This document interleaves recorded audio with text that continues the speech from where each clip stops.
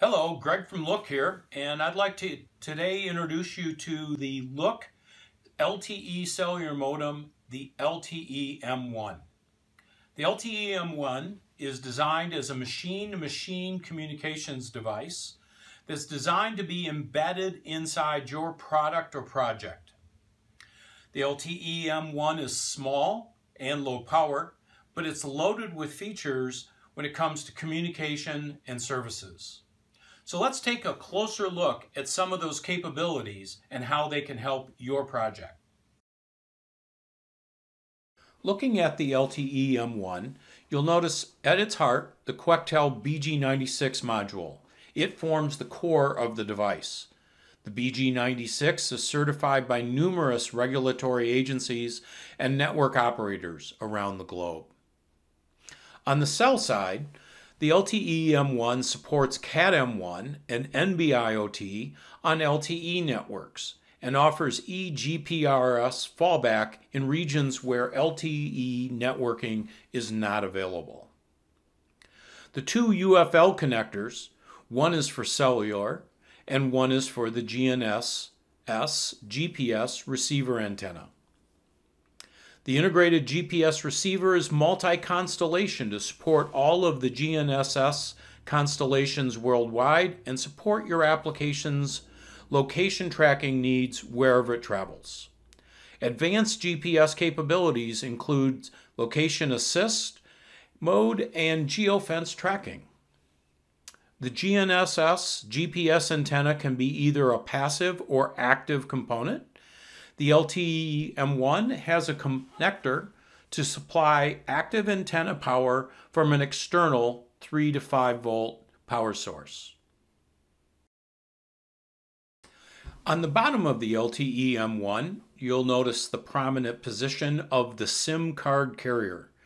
This takes a SIM card of the 2FF or mini SIM form factor and latches for security. You'll also notice the micro USB connector, which allows for direct communication with the BG96 module from a host system. The USB connection provides 3 virtual serial ports, one for AT commands and data, one for diagnostics and firmware update, and one for GNSS data output as nm-iot sentences. And at the lowest point on the edge of the device, you'll find the 16-pin connector that connects the modem to your host. This is going to supply the 3.7 volt modem power, some control signals, and the high-speed serial data communication over SPI for both command and data information. While there's a lot to like about the LTEm1 modem, LooUQ complements it with an ecosystem of software and supporting hardware. And what we don't see from the outside is the internal support for TCP, UDP, and SSL out of the box, and application protocols like HTTP, FTP, and MQTT in the device. We also offer IoT device accessible file system of up to 3 megabytes and firmware over the air. LTEm1C is LooUQ's open source C99 driver package to support the LTEm1 modem device. The LTEm1C software supports the overwhelming majority of the BG96 advanced features and replaces AT commands with straightforward function calls. This pattern eliminates the need to know the nuances of AT commands used by the BG96 and many of the modems out today. The LTEm1C software was developed on microchip Cortex-M0 devices and written to support both Arduino and RTOS embedded hosts. We are continuing testing on M4 and other types of ARM devices.